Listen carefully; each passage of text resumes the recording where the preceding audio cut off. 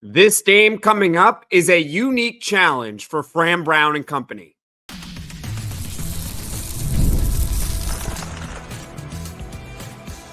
You are Locked On Syracuse, your daily podcast on the Syracuse Orange.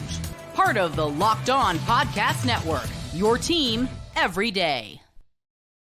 Hello, everyone, and welcome into Locked On Syracuse. I'm Jackson Holzer, and thank you for making us your first listen of every single day here on the Locked On Podcast Network, where it's your team every day, and we're free and available wherever you get your podcasts. And on today's show, I'm here to tell you guys why Stanford on Friday night is a unique challenge for Fran Brown and company. Yes, Syracuse football should win this game, but it's a different challenge for this team, more so than the first two games.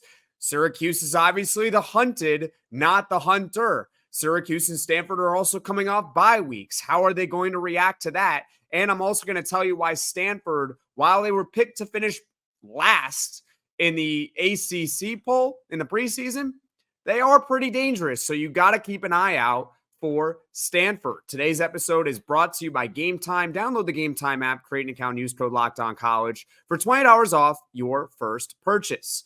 All right, so this game is different compared to the first two games. It's so obviously different for Fran Brown, and there's plenty of reasons, but the first one is that Syracuse, rather than being the hunter, they are now the hunted. Okay, teams are now gunning for Syracuse, specifically Stanford. Now, the Orange didn't play last week. Obviously, they were on a bye week. Heading into that week, they were 28th in the AP poll. They didn't play, and they somehow moved up in the AP poll. Now they're 27th. They're tied for 27th with, I believe, 62 votes. So they are knocking on the door to be a top 25 team in the country. So people are already starting to look at Syracuse a little bit differently than they did in the preseason. Now, we had a little bit more faith as Syracuse fans that we were going to be a pretty good team, but from the national perspective, not really. So now the eyes are on us, all right? And it's up to Syracuse as the hunted to live up to those expectations and hopefully move into the top 25 after this Stanford game. Syracuse is also a 9.5-point favorite at home on Friday night. And you can counter by saying, look, well, Syracuse was favored against Ohio in the first game, and it was by about 17 points. And my retort to that would be, look, Ohio is a MAC team. You're supposed to beat MAC teams. You're supposed to beat Group of Five competition as a Power Four school. And it was also unique because it was the first game of the season. And quite honestly, even though we had faith that Syracuse was going to be a good team, we didn't fully know what to expect until we saw that first game. Now we kind of have a good idea of how good this Syracuse squad can be, and it's up to them, once again, to live up to those expectations. So that's why it's different that they're favored this week than the Ohio game when they were 17-point favorites. And then in week 2 against Georgia Tech, Syracuse was the hunter. We were looking for that national respect, a ranked team coming into the Dome on a Saturday afternoon as the favorite, by the way. Georgia Tech was favored by a field goal in that game. And Syracuse proved a lot of people wrong. They stopped the run. Overall, they played a pretty clean game aside from the special teams. And they beat Georgia Tech, and the final score is not an indicator of how that game actually went. Syracuse controlled the pace of play. They were the better team throughout the game, but late miscues, and that's why you only have a 31-28 win. I believe that's what the final score was, if I'm getting it correct, 31-28 over Georgia Tech. So it's different in that regard. Now, Stanford, once again, this is a team that the Orange should beat at home on a Friday night on ESPN. This team was picked to finish last in the ACC preseason poll. Not near the bottom, not towards the bottom, not middle of the pack, dead last. Let that sink in. Dead last. Now, are they going to finish dead last? No, that's reserved for Florida State. Florida State just sucks, and I'm going to dunk on Florida State whenever I can. But you get the idea. this Stanford team is not very good. Yes, they have some dangerous players, which we're going to get to later on in the podcast, and they should be taken seriously because they're within our own conference. But you're a 9.5-point favorite for a reason. At home, you are supposed to win this game. And the other reason also why being the hunted in this scenario is so big for Syracuse and why they need to pass this test. I think when you look ahead at Syracuse's schedule, you can see the path, or at least I can see the path more so than I did earlier in the season or even in the preseason. We all know that Syracuse had a quote-unquote easy schedule heading into the year. In fact, I cited in the offseason that ESPN gave Syracuse the easiest schedule in the Power Four. It looks even easier now. Let's be frank. The pathway is there for this team to exceed their win total that they were projected to have, which was 7.5. And quite honestly, it's there to be double digits potentially. They could win 10 games. They could. It's right there in front of them. And this Stanford game is one that you want to be a 10-win team. This is one you got to win because you look at their schedule once again. Yes, UNLV is a tough one. But at the same time, I think we can all agree that that game is winnable on the road. No one's going to sit here and try to convince me that they can't win that game. They absolutely can beat UNLV on the road. At NC State, a lot of us thought that that was going to be one of the tougher games on the schedule. Not so much anymore. They're starting a true freshman quarterback in Clemson this week. Okay, that game has a potential to be a blowout. Now, if their true freshman CJ Bailey happens to be really good and he lights it up against Clemson, we could check back on NC State on the road. But until then, it doesn't look as daunting going on the road to NC State. In fact, Syracuse might be favored in that game. I don't trust Pitt. I don't buy into Virginia Tech. At Boston College looks a little bit tougher than it did in the preseason. But still, that's not a game that you're going to try to convince me that Syracuse cannot win that game. They can win that game. So the pathway is there. There is a legitimate shot that this team could win 10 games, more so than in previous seasons. In previous seasons, they would get off to a hot start. And then you would look at their schedule and you see Florida State when they used to be good, and you would see Clemson. And yes, sometimes they would keep it close in those games. In 2022, they also had to play Notre Dame at home. And then slowly the season would collapse. But in this scenario, the Orange can get off to a hot start and maintain it. They have more talent on this roster than they've had in quite some time. And we've been hyping it up for good reason. Syracuse is now the hunted. We are the team that teams are chasing now. We're just outside of the top 25. And if you win this game, you're probably inside the top 25. So overall, it is a unique challenge for Fran Brown and company. How can he prepare his team as the hunted rather than the hunter? Because as a hunter, it's pretty easy. You just put on the bulletin board material. This team doesn't believe in us. They don't believe. You get the idea, right? Georgia Tech disrespected us, right? You know, the experts say that we're an underdog team. Well, how do you prepare your team when you are the favorite? How do you prepare this team and keep them focused against a team that you should probably beat? Not probably beat. You should definitely beat in Stanford at home. So it is a unique challenge for Fran Brown, and it's the first one that he has had. He's a first-year head coach for Syracuse. He's a first-year head coach, period. We don't have data on him other than 2 games. I want to see Syracuse, just like all of you guys who are probably watching or listening to this and are Syracuse fans, I want to see them spank Stanford. That would be a very nice indicator of how Fran Brown in the future is going to have his team ready against inferior competition. Because that's what it is. We are the hunted, not the hunter. So now, there's another reason why this game is unique for Fran Brown and Syracuse overall, and that's the fact that it's coming off a bye week. How is Syracuse going to look after the bye? You've heard us talk a lot about FanDuel, America's #1 sportsbook. Well, we have something a little different for you now through September 22nd.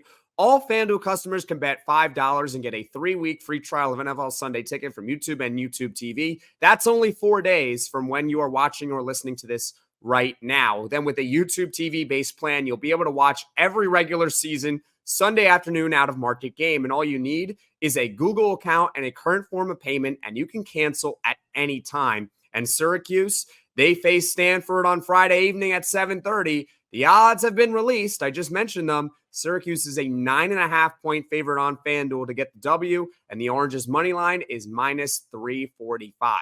If you want to bet that, just visit FanDuel.com/lockedon to download America's #1 sportsbook. I love going to live sporting events, and it honestly doesn't really matter what the sport is. I'm actually going to the Jets game tomorrow, and I really hope they can beat the Patriots. They should be able to beat the Patriots. I just love the energy in the building. Hopefully the energy is really high because the Jets are winning tomorrow. And the way I get tickets and the way I got tickets for this game, Jets and Patriots, is by using Gametime. Gametime is a new feature called Gametime Picks that makes getting tickets for your favorite live events even easier. Gametime Picks filters out the fluff to show you only incredible deals on great seats, so you don't have to waste time searching through thousands of tickets. My favorite feature is the curated deals. Curation makes it easier to save more on sports, concerts, comedy, theater, etc., whatever you want. Take the guesswork out of buying concert tickets with Gametime. Download the Gametime app, create an account, and use code LOCKEDONCOLLEGE for $20 off your first purchase. Terms apply. Again, create an account, redeem code LOCKEDONCOLLEGE, LOCKEDONCOLLEGE for $20 off. Download Gametime today. Last minute tickets, lowest price, guaranteed. For the first time in the Fran Brown era, Syracuse is coming off a bye week. How are the Orange going to look? That is the question. Leave your answer in the comment section below. How you think the Orange are going to come out after the bye week. This is also the first of 2 bye weeks this season. The next bye week comes between the NC State and Pitt game, which is in mid-October. So this game is going to be a good indicator of how Syracuse looks after a bye for later on in the season. We're going to have a sample going into that game. Hopefully, it's a positive sample. Here's the deal. This is why we have to ask the question. This is the first time. We have literally zero clue how Syracuse will look after a bye, how Syracuse will be prepared after a bye week under Fran Brown. We don't know. And we could go through the statistics of how Fran Brown's teams would do when he was a coordinator or a position coach in the past, but I'll be honest with you, I don't find them relevant to the situation that we are in right now. There is a big difference between being the position coach at Georgia after a bye week compared to being the head coach of Syracuse after a bye week. And full disclosure, when he was at Georgia, they didn't lose off a bye week because Georgia hasn't lost a regular season game in like 3 years or whatever. So they didn't lose. All right. I guess if you want to take that, take that for what it's worth. All right. And also, we can point to the fact that Syracuse wasn't good under their previous head coach, Dino Babers, from 2016 to 2023. They were 4-9 off a bye week with Dino Babers. And 2 of those wins, I believe, came in 2018, that 10-win season. So, again, that does not apply to Fran Brown. Fran Brown should not be penalized for Dino Babers. But I think it goes to show you that just because you have a bye week, it's kind of that age-old question, rest versus rust, right? The rest is obviously good because of the bye week, but you can maybe come out a little bit rusty, which is often what would happen with Syracuse after a bye week under Dino Babers, right? But again, it's not relevant to Fran Brown. So we really don't know how they are going to look. But we do have an idea of how Stanford might fare after a bye week. Stanford has a second-year head coach in Troy Taylor, and we documented a little bit about him in a podcast earlier this week. I believe I released it on Sunday, so you can check it out after this podcast. Now, Stanford last year won 3 games. That's obviously not very good. But one of those games, or one of those wins rather, came off a bye week. And I'm going to refresh your memory a little bit, okay? Their bye week came after a 42-6 loss against Oregon and it was at home. I get it. Oregon was a good team last year. They were number 6 in the country at the time, but still a humiliating loss. You lose 42-6 on your home field. That's not fun. I don't care how bad of a team you are. And I don't care how good Oregon is. They couldn't even keep it competitive in that game. So then they have a bye week. And then they go on the road at Colorado. Do you remember that game? At Colorado? Well, once again, I'm going to refresh your memory, all right? Stanford trailed 29-0 at the half at Colorado last season, when Colorado at the time was 4-2. Colorado was still looked at that moment as a pretty good team under Deion Sanders. Obviously, the wheels have fallen off since, and you can honestly maybe point to that game, or this game that I'm describing, as the moment where the Colorado program essentially fell off under under Deion Sanders, rather. Stanford came back from a 29-0 deficit at the half to beat Colorado 46-43 in double overtime. Does that refresh your memory? Do you remember that game? How crazy and bonkers it was that an inferior Stanford team went on the road after a bye week, after a humiliating loss at home, trailed 29-0 at the half, and they won. They won. Somehow they managed to win. And granted, it's only one game. It's a one-game sample between these two teams with their head coaches. There is a one-game sample of how they're going to look after a bye. 0 for Syracuse, 1 for Stanford. What does this game tell you, though, about Stanford? Well, for starters, they're not going to quit. If Syracuse goes ahead, let's say 29-0 at the half, and I hope they do in this game, like no one's going to sit here and be like, oh, well, I hope Syracuse doesn't go ahead by a lot early on in the game, right? Obviously, you want to get a big lead. It's in any game you play. But you can't take your foot off the gas against Stanford and a Troy Taylor squad, because they are not going to quit. They could have easily mailed it in. You're on the road. You're trailing 29-0. You're going against Shedeur Sanders. You're going against Travis Hunter. You're going to lose. Colorado was good at the time. You have no chance. They found a way to win in double overtime. So they're not going to quit. But on the flip side, you can look at it from a Syracuse perspective and say, look, Stanford came out rusty. Stanford came out and they were not a good team in the first half. So if you're Syracuse, can you follow in the footsteps of Colorado in the first half and take a big lead? Because that's what we saw last season with Stanford. They're not going to quit, but last year they didn't exactly come out firing. They didn't lead 29-0. They fell behind 29-0. And they were a 3-win team last season. Those are the two ways to look at it from a Stanford perspective. They're not going to quit, but they came out flat. They did not look good in the first half against Colorado. Hopefully Syracuse can capitalize on that fact and not blow it like Colorado. Golly, if that was Syracuse in that game, I don't know what I would do. 29-0, you can't blow that. That would suck. That would suck, man. It wouldn't be, sorry for the Falcons fans that might be watching or listening. I mean, it wouldn't be on that level, but you can't blow a 29-0 lead at home to an inferior team. Hopefully Syracuse comes out firing, though, and they take advantage of that fact. Again, we don't know. This is the first time off a bye for Fran Brown and company. Later on in the season, we're going to have another bye week, so we'll have a better idea of how Syracuse will look. That will be heading into the Pitt game after the NC State one in mid-October. Hopefully Syracuse looks good in this one, and we can have a good indicator for mid-October. Now coming up, yes, Syracuse is a favorite. We're the hunted team. We're at home. We're the favorite. But Stanford, they're still pretty dangerous, and I'm going to tell you why. Hey, Locked On Syracuse fans, have you heard about ROY? It stands for Return on You, and it's a new platform that lets you, the fans, get involved in NIL like never before by making contributions directly to your favorite athletes. By supporting players directly, you can help shape the rosters, retain talent, and, well, keep your athletes out of the transfer portal. Think about that. Your favorite athletes won't go in the transfer, or maybe won't go into the transfer portal, and it's all in your hands, right? As you all know, NIL has changed the game for athletes. Roy changes the NIL game for fans.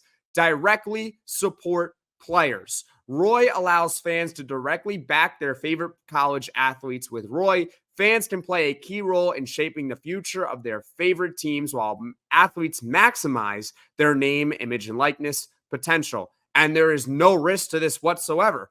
Fans' contributions are securely held and are only distributed if the athlete makes the decision that aligns with the fans' support. If not, the money is returned to the fans. So the best way to put it is, let's say you give money to a player on Syracuse and that player ends up entering the transfer portal and leaves the program. You get your money back. So there is no risk to this whatsoever. By using Roy, fans not only support athletes financially, but also become part of their name, image, and likeness NIL journey, helping them succeed both on and off the field. Download Roy for iOS or Android and enter referral code Locked On, and you'll automatically be entered into a sweepstakes to win $5,000 in cash. Visit joinroy.com for additional details. No purchase necessary, void where prohibited. Get the Roy app for iOS or Android and start making an impact on your favorite team. Use referral code Locked On for an opportunity to win $5,000 cash.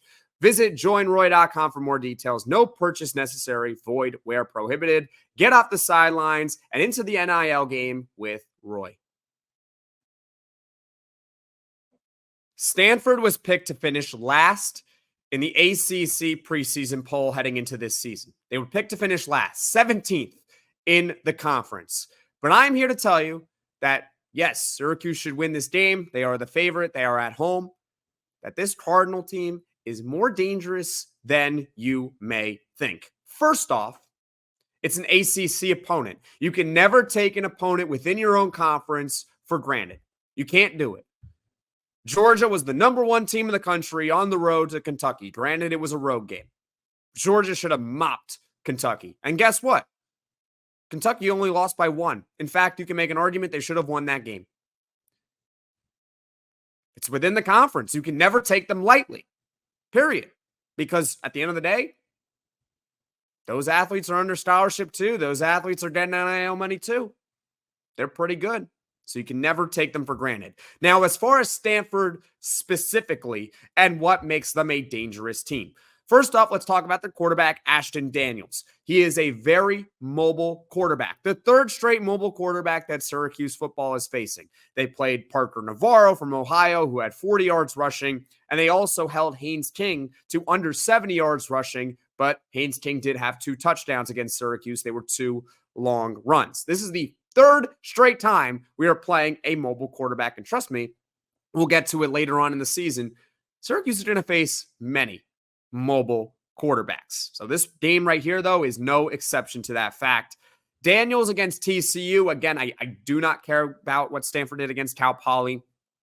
Against TCU, Daniels had 87 rushing yards in that game. Obviously a very high total, but it actually is a lot higher than 87. Here's why. He was sacked 4 times. When a quarterback is sacked in college, that counts for negative rushing yards to their stats, even though it shouldn't. In the NFL, it doesn't count to a team's rushing yards or a player's rushing yards. It just goes down to total yards. In college, it's wacky. I've said this before. They have wacky statistics in college. So really, if you take away those 4 sacks, odds are, I haven't done the exact math, but he had over 100 yards rushing pure 100 yards when he ran the football, not when he was sacked. Okay, so he is a very mobile quarterback. Now, in his career, Ashton Daniels, the rushing numbers don't necessarily jump out at you. Last year, he had under 300 rushing yards. The year before, he had under 200 rushing yards. But obviously, he has improved in that category through the first 2 weeks of this season. He's very mobile. He can move outside the pocket, extend plays, but also look for the fact that Stanford will call design run plays for Ashton Daniels. They will. It's on the film against TCU where he'll get the snap and it's a QB draw. Just like it was with Haynes King and also with Parker Navarro from Ohio. This is nothing new for Syracuse, but still, a mobile quarterback, it can be dangerous because, hey, you think you got him, but he can extend the play and then all of a sudden, look out, right? So Ashton Daniels is dangerous with his legs. Also on Sunday, we talked about his number one wide receiver. It's the best player on Stanford, maybe by a mile, honestly. Elic Ayomanor. He is their main NFL prospect. He is legit.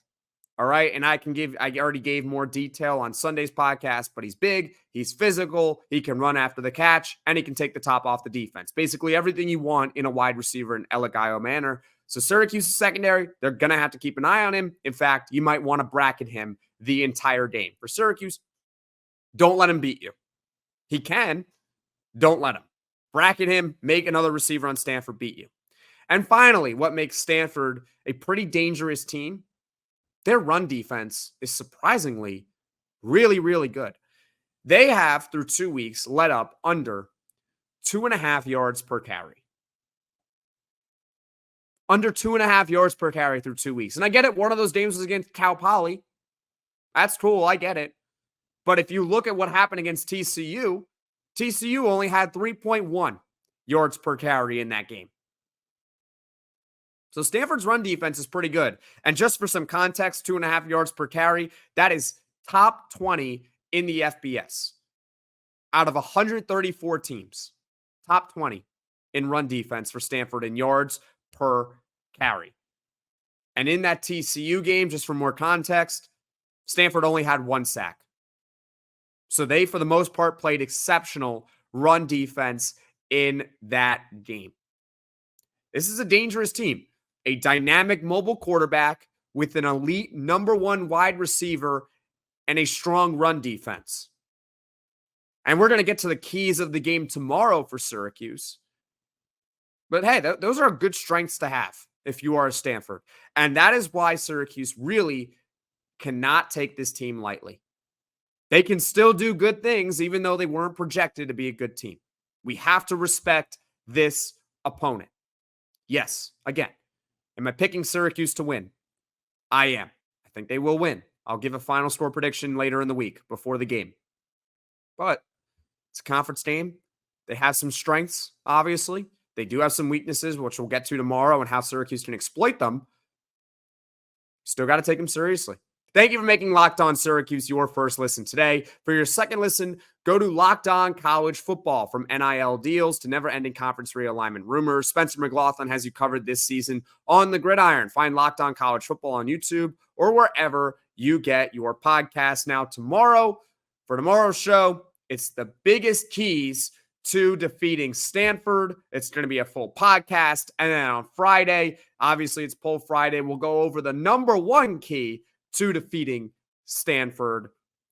And folks, I know normally I release it Friday at 6 p.m. for Poll Fridays, but because the game is at 7:30, that will be moved up earlier in the day, so you can watch it before the game. Once again, Syracuse and Stanford are playing Friday night in the Dome at 7:30 on ESPN. Thank you all so much for watching. Thank you so much for listening. If you liked this video, click that like button. And if you really liked it, subscribe to the channel, turn on those notifications so you know right away when I'm dropping the next podcast. And everyone, take care.